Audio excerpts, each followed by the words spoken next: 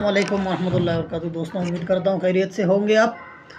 आज मैं 22 रमज़ान मुबारक की इफ्तारी की तैयारी में हूँ।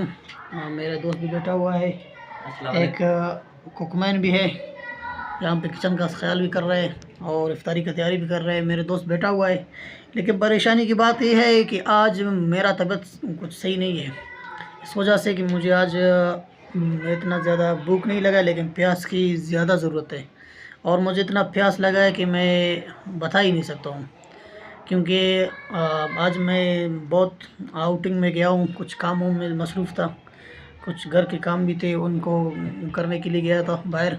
तो अभी फ़ारिग हो के आया, तो फिर मैंने सोचा कि यार एक छोटा सा क्लिप भी बनाऊँ। डेली रूटीन का मैंने अपना व्लॉग स्टार्ट किया, तो अल्हम्दुलिल्लाह आजकल मैं शुरू कर रहा हूँ। तो आप भाइयों का मुझे सपोर्ट चाहिए, साथ चाहिए।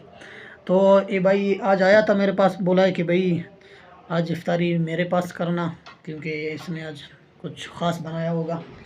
अभी आप लोगों को बताएगा कि इसने क्या बनाया हुआ है। और बताओ क्या मैं कद्दू मुर्गी बनाया है आज, माशाल्लाह अच्छा बनाया हुआ हमने।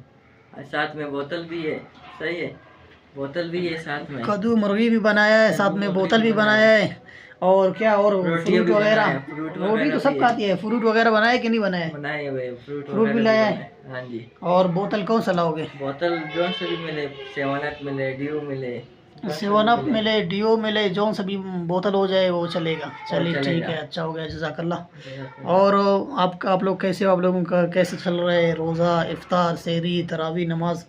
तो मुझे कमेंट में ज़रूर बताना। और मैं कल के व्लॉग के लिए इंशाल्लाह मैं कुछ अच्छा सोच रहा हूँ। मेरा ज़हन में है कि मैं आप लोगों को कुछ स्पेशल दिखाऊं और भाई का कुकिंग भी दिखाऊं जो बनाता है, तो इंशाल्लाह वो भी आप लोगों को दिखाऊंगा। जब तक अपना ख्याल रखिएगा। अस्सलाम वालेकुम।